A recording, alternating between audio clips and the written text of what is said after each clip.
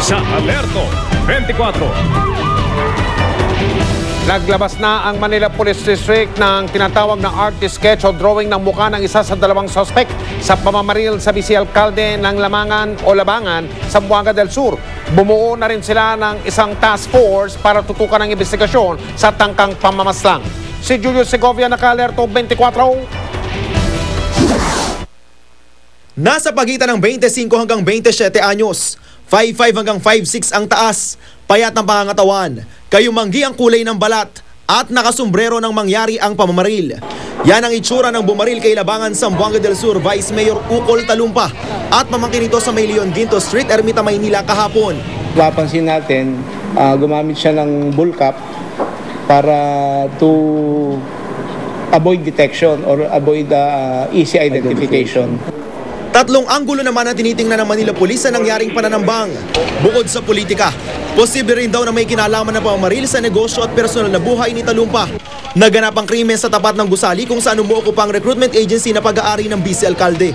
If you're in public service, hindi naman lahat politika at hindi din naman lahat mapiplease. So we consider that among one of the angles. Wala pang lead ang pulisya sa isa pang suspect na nagsilbing lookout na siya ring nagmamaneho ng motorsiklong ginamit sa pananambang.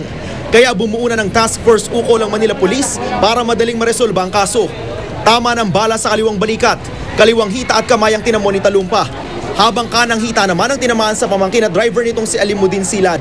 Kapwa nakakonfine sa ospital ang dalawa, pero ayon sa pulisya, stable na ang kondisyon nila. Nagtalaga na ng mga pulis sa ospital para bantayan ang seguridad ng dalawang biktima. Nakaligtas naman ang dalawang anak na babae ni Talumpa na nakasakay sa kotse nang mangyari ang pamamaril.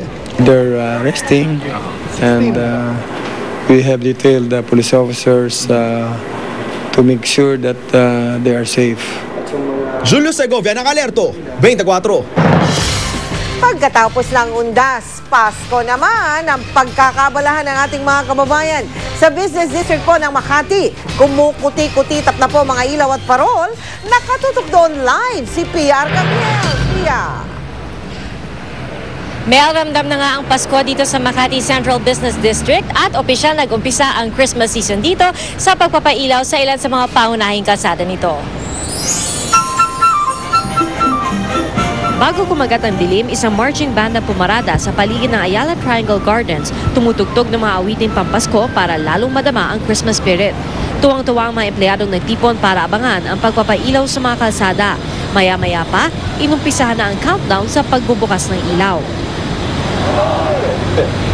3, 2, 1!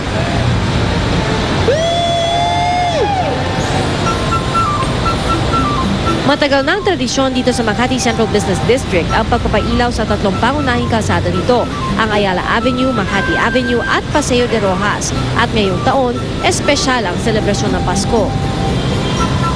This year, we put a special emphasis on sustainability. And this year, for the first time, all the lights that you see here in Ayala Avenue are all LED lights. So we've gone 100% LED lights. There are about 360,000 light bulbs, but they use 72% less energy than we did last year. Simple lang ang disenyo ng mga parol, pero makabuluhan. Ganito rin daw kasi ang pagdiriwang ng Paskong Pinoy. Ang mga tao dito, talagang napaka-fast-paced ng buhay nila. They're all very determined. They're all after, progressing in their careers, delivering on their commitments. But during this time of the year, we want to remind them of, Filipino traditions, of celebrations. Samantala, Mel, umpisa pa nga lang ito ng pagdiriwang ng Pasko dito sa Makati CBD at sari-saring aktibidad ang nakalinya para sa kanila. Mayroon silang nakahandang lights and sound show araw-araw sa Ayala Triangle Gardens. Simula po yan November 17 at magkakaroon din ng simbang gabi dito rin sa mismong Ayala Triangle Gardens para sa lahat ng gustong makiisa. Mel? Salamat at Merry Christmas, Pia! Chika Minute! Nag-enjoy ang aktres si Sam Pinto ng kuna ng fight scene sa movie nila ni Senator Bong Revilla. Pero totoo bang kinakabahan siya sa isushoot nilang kissing scenes? Alamin sa chika ni Lars Santiago. Sexy ang costume ni Sam Pinto sa pelikulang Si Agimat at Si Enteng na pinagtutulungang i-produce ng GMA Films, Imus Productions, MZ Films, APT Films at Octo Arts Films. Isang lady warrior ang ginagampanan ni Sam kaya ibinagay sa kanyang papel ang kanyang kasuotan. Bagay naman sa baguhang aktres dahil lalong lumabas ang kanyang kaseksihan. Pero kung minsan daw ay hindi niya maiwasang mailang. Nakukonsyos ako pagkakatapos ko lang kumain. Pero hindi naman po, okay naman. Mahinhing kumilo si Sam pero pagdating sa mga fight scene, hataw ang aktres. Sa totoo lang daw ay na-enjoy niya ang mga ganitong klaseng eksena. Natutuwa ako sa mga fight scenes. Kasi po I'm Sagittarius. So I'm game for anything, mga outgoing, adventurous. Alam ni Sam na may kissing scene siya kay Bong pero hindi pa raw nakukunan ito.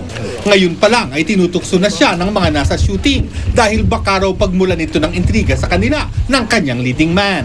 Hindi ba kinakabahan si Sam? Hindi naman po. Kasi for me, it's part of the movie. And if it's gonna make the movie better, why not? Dahil maganda, balitang maraming nagkaka-crush kay Sam na mga kapuso male stars. Handa ba naman siyang tumanggap ng manliligaw? Actually, I'm open naman. Pero if I have a choice, no na lang muna. Kasi kawawa naman siya. Lagi akong nagtatrabaho. Wala na akong time sa kanya. Lars Santiago, updated sa Showbiz Happening. Survivor 2 castaway Jeff Gaitan handa na raw magpa-sexy. Tutukan yan. Susunod! Higanteng sinkhole sa isang residential area sa bansang Germany. Ang mga kalaban ni Manny Pacquiao na si Antonio Margarito. Puspusan na rin ang training pero overweight pa raw sa ngayon. At ang bagong video na dinirect ni Bianca King, star-studded. Tutukan lahat ng yan dito sa 24 Oras.